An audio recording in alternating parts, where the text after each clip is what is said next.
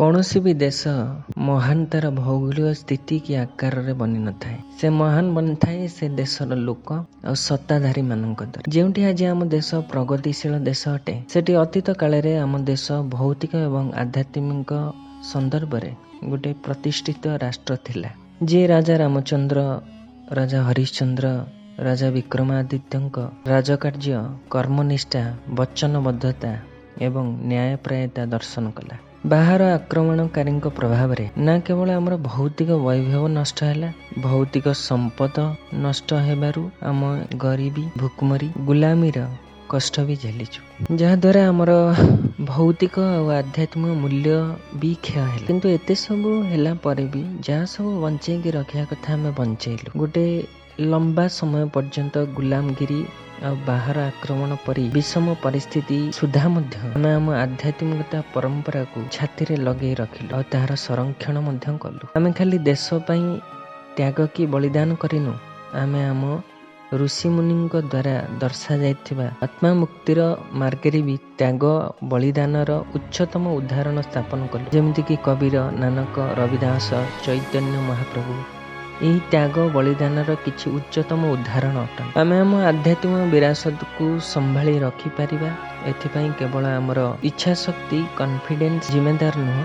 ଆମ ଦେଶର ପର୍ବତ ଶିଖର ପାଖରୁ ନେଇ କାଶୀର ସ୍ଥଳଭାଗ ଯାଏ ଏମିତି ଗୁପ୍ତ ରହସ୍ୟମୟ ସ୍ଥାନ ଉପସ୍ଥିତ ଅଛି ଆଉ ଏମିତି ଉଚ୍ଚ କୋଟିର ସନ୍ଥ ବିଚରଣ କରୁଛନ୍ତି, ଯାହାଙ୍କ ଦ୍ୱାରା ଆଧ୍ୟାତ୍ମିକତା ବିରାସତକୁ ବଞ୍ଚେଇ ରଖିବା ପାଇଁ ଆଉ ଆତ୍ମମୁକ୍ତି ମାର୍ଗକୁ ପ୍ରଚାର ପ୍ରସାର କରିବା ପାଇଁ ନିରନ୍ତର ଭୌତିକ ଏବଂ ଆଧ୍ୟାତ୍ମିକ ଦୁଇ ରାସ୍ତା ମାଧ୍ୟମରେ ପ୍ରୟାସ କରାଯାଉଛି। ଭିନ୍ନ ଭିନ୍ନ ଧାରାର ସନ୍ଥମାନଙ୍କ ଦ୍ୱାରା ଏ ସ୍ଥାନର ଓ ମହାତ୍ମାମାନଙ୍କ ବିଷୟରେ କୁହାଯାଇଛି। ମହାତନ୍ତ୍ର ଯୋଗୀ ପଣ୍ଡିତ ଗୋପୀନାଥ କବିରାଜ ଦ୍ୱାରା ରଚିତ ସିଦ୍ଧଭୂମି ଜ୍ଞାନଗଞ୍ଜ କୃତିରେ କେତେ ଗୁପ୍ତ ଆଶ୍ରମ ଆଉ ତା ଦେହରେ ଜଡ଼ିତ ସନ୍ନ୍ୟାସୀ ଓ ତାଙ୍କ ଜୀବନରେ ଘଟିଥିବା ଘଟଣା ବିଷୟରେ ବିବରଣୀ ଅଛି। ଏମିତି ଗୋଟେ ସ୍ଥାନ ଅଛି ଜ୍ଞାନଗଞ୍ଜ, ତାହା ବିଷୟରେ ବର୍ଣ୍ଣନା ଅଛି କି ପୃଥିବୀ ତତ୍ତ୍ୱର ସେଠି ଅସ୍ତିତ୍ୱ ନାହିଁ। ଏହି ପ୍ରକାରେ ସେଠି ପଞ୍ଚ ମହାଭୂତ ଜଡ଼ ରୂପରେ ସ୍ଥିତ ନାହିଁ। ଜ୍ଞାନଗଞ୍ଜର ଭିନ୍ନ ଭିନ୍ନ ସ୍ତର ଅଛି ଆଉ ଏହା ସତ୍ୟ, ଇଏ ଭୌତିକ ଜ୍ଞାନଗଞ୍ଜ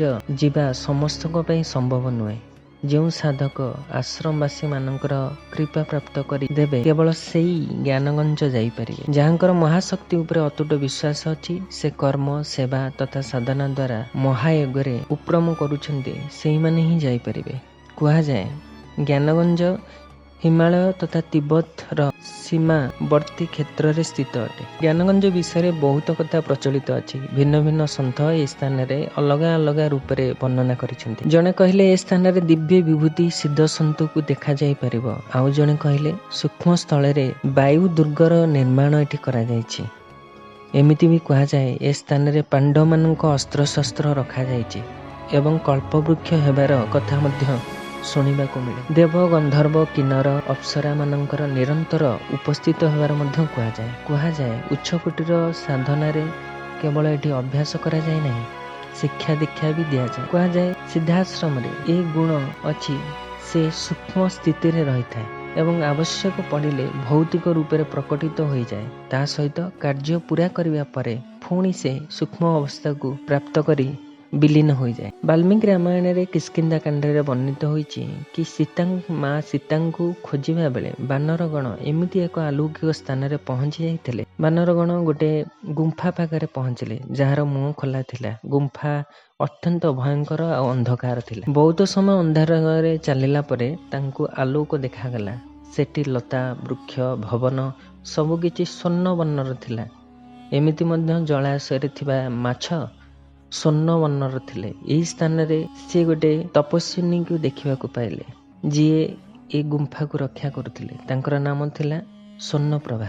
ନିଜ ଶକ୍ତି ବଳରେ ବାନରଗଣକୁ ସେଠୁ ବାହାର କରିବାରେ ସେ ସାହାଯ୍ୟ କଲେ। ସବୁ ବାନର ନିଜ ଆଖି ବନ୍ଦ କଲେ। ଯେବେ ସେ ଆଖି ଖୋଲିଲେ, ନିଜେ ନିଜକୁ ମହାସାଗର ପାଖରେ ଠିଆ ହୋଇଥିବାର ପାଇଲେ।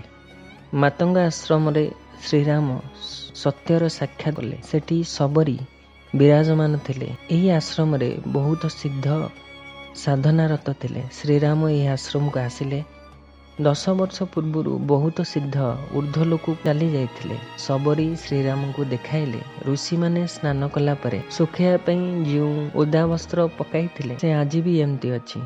ତାଙ୍କ ଦ୍ୱାରା ଛଡ଼ା ହୋଇଥିବା ପଦ୍ମ ଫୁଲମାଳା ଆଜି ବି ତାଜା ଅଛି। ଅର୍ଥାତ୍ ଏ ଆଶ୍ରମ ଉପରେ କାଳର ପ୍ରଭାବ ପଡ଼େ ନାହିଁ। ମହାଭାରତର ବନ ପର୍ବରେ ବି ଏମିତି ଏକ ଉଦାହରଣ ଦେଖିବାକୁ ମିଳେ। ଯେତେବେଳେ ଦମୟନ୍ତୀ ରାଜା ନଳଙ୍କୁ ଖୋଜି ବଣରେ ଯାଉଥିଲେ ତାଙ୍କୁ ଏକ ସ୍ଥାନରେ ତପୋବନ ଦେଖାଗଲା। ଏହି ତପୋବନ ବହୁତ ସୁନ୍ଦର ଥିଲା।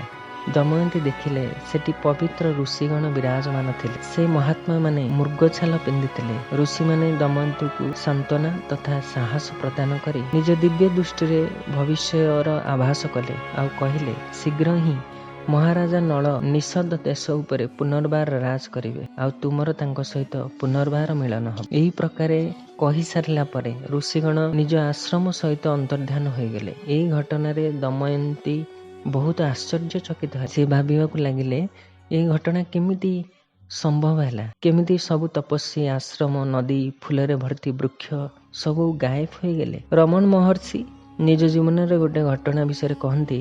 ଦିନେ ସେ ଅରୁଣାଚଳ ପର୍ବତ ଉପରେ ବୁଲୁଥିଲେ। ତାଙ୍କ ନଜର ଗୋଟେ ବଟ ବୃକ୍ଷର ପତ୍ର ଉପରେ ପଡ଼ିଲା। କିନ୍ତୁ ସେ ଆଶ୍ଚର୍ଯ୍ୟ ଚକିତ ହୋଇ ରହିଗଲେ। ବଟ ବୃକ୍ଷର ପତ୍ର ଏ କ୍ଷେତ୍ରରେ କେଉଁଠୁ ଆସିଲା, କାହିଁକି ନା ସେଠି କୌଣସି ବଟ ବୃକ୍ଷ ନଥିଲା। ସେ ଟିକେ ଆଗକୁ ବଢ଼ିଲା ପରେ ସେ ଦେଖିଲେ ଦୁଇ ଚଟ୍ଟାଣ ମଝିରେ ବିଶାଳ କାୟ ବଟ ବୃକ୍ଷ ଉପସ୍ଥିତ ଅଛି। ଯେବେ ରମଣ ମହର୍ଷି ଏ ବୃକ୍ଷ ଆଡ଼କୁ ଯିବାକୁ ଲାଗିଲେ ଗୋଟେ ଭ୍ରମର ତାଙ୍କୁ କାମୁଡ଼ି ଆଉ ସେ ରହିଗଲେ। ଆଶ୍ରମକୁ ଯାଇ ଆଶ୍ରମବାସୀଙ୍କୁ ସେ ବଟବୃକ୍ଷ ବିଷୟରେ ପଚାରିଲେ, କିନ୍ତୁ ଆଶ୍ରମବାସୀ ଏମିତି ବଟବୃକ୍ଷ ଏଠି କେଉଁଠି ନାହିଁ ବୋଲି କହିଲେ।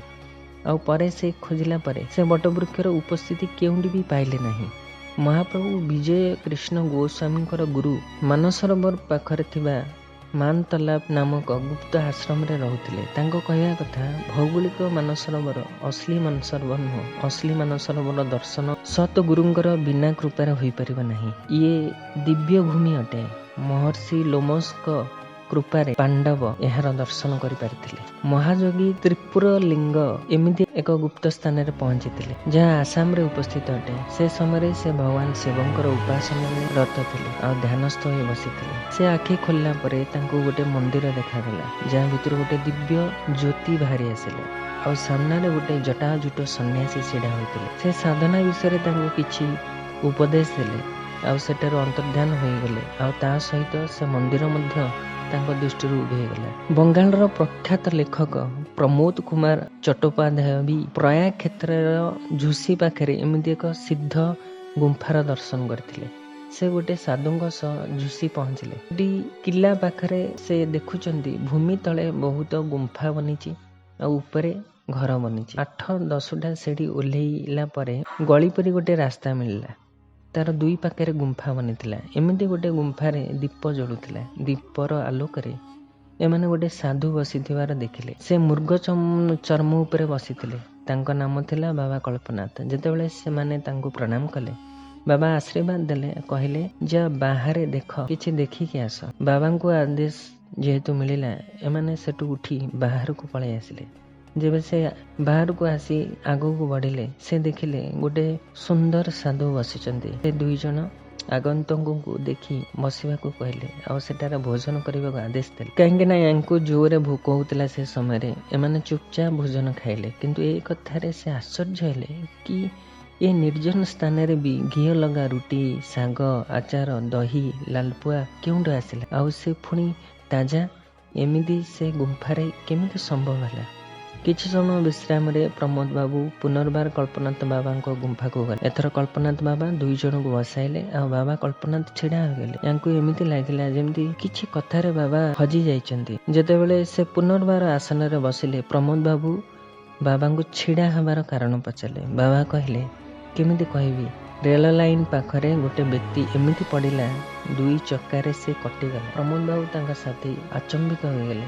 ସେ ଭାବିଲେ ବାବା ଏଠି ବସିକି ଏ ଦୃଶ୍ୟ କେମିତି ଦେଖିଲେ। ପୁନର୍ବାର ବାବା କହିବା ଦ୍ୱାରା ସେ ଗୁମ୍ଫା ବାହାରକୁ ଆସି କିଛି ବାଟ ଚାଲିବାକୁ ଲାଗିଲେ। ଦେଖିଲେ ଲୋକ ସାମ୍ନା ଆଡ଼କୁ ଦୌଡ଼ୁଛନ୍ତି।